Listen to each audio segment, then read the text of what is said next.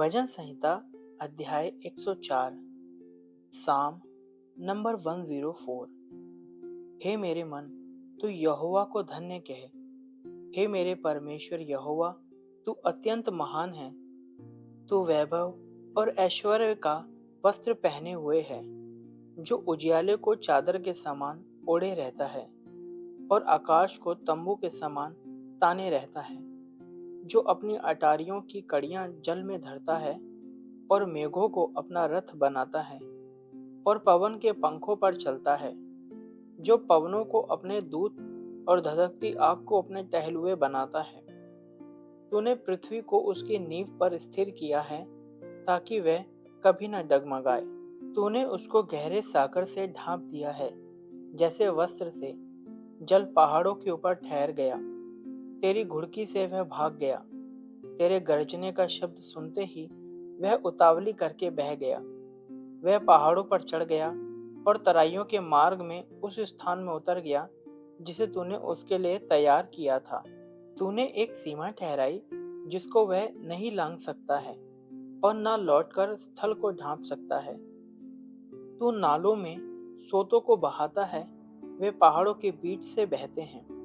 उनसे मैदान के सब जीव जंतु जल पीते हैं। जंगली गधे भी अपनी प्यास बुझा लेते हैं।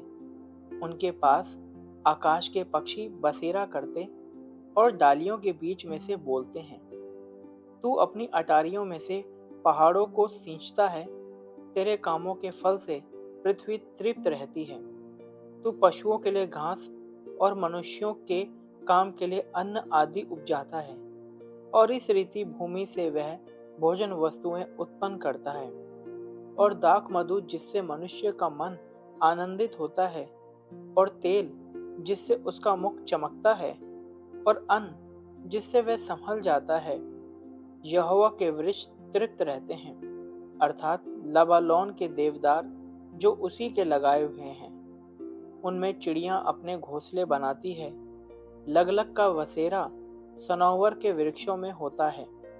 ऊंचे पहाड़ जंगली बकरों के लिए हैं, और चट्टानें शापानों के शरण स्थान हैं। उसने नियत समयों के लिए चंद्रमा को बनाया है। सूर्य अपने अस्त होने का समय जानता है। तू अंधकार करता है, तब रात हो जाती है, जिसमें वन के सब जीव जंतु घूमते फिरते हैं।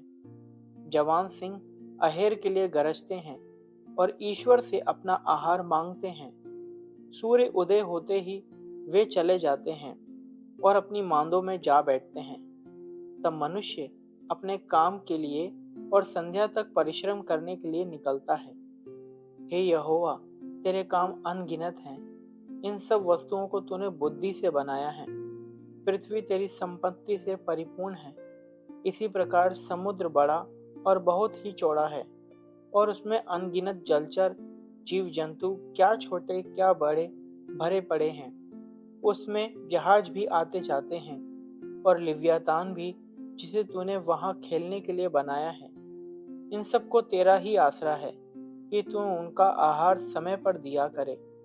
तू उन्हें देता है, वे चुन लेते हैं। तू अपनी मुट्ठी खोलता है और वे उत्तम पदार्थों से तृप्त होते हैं। तू मुख फेर लेता है और वे घबरा जाते हैं। तू उनकी सांस ले लेता है और उनके प्राण छूट जाते हैं और मिट्टी में फिर मिल जाते हैं। फिर तू अपनी ओर से सांस भेजता है और वे सिरजे जाते हैं, और तू धरती को नया कर देता है। यहोवा की महिमा सदा काल बनी रहे। यहोवा अपने कामों से आनंदित होवे।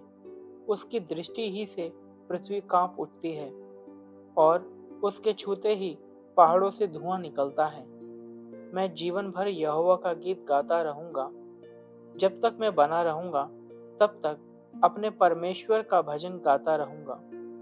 मेरा ध्यान करना उसको प्रिय लगे, क्योंकि मैं तो यहोवा के कारण आनंदित रहूंगा। पापी लोग पृथ्वी पर से मिट जाएं, और दुष्ट लोग आगे को ना रहें। हे मेरे मन, यहोवा को धन्य कहे, यह की स्तुति करो।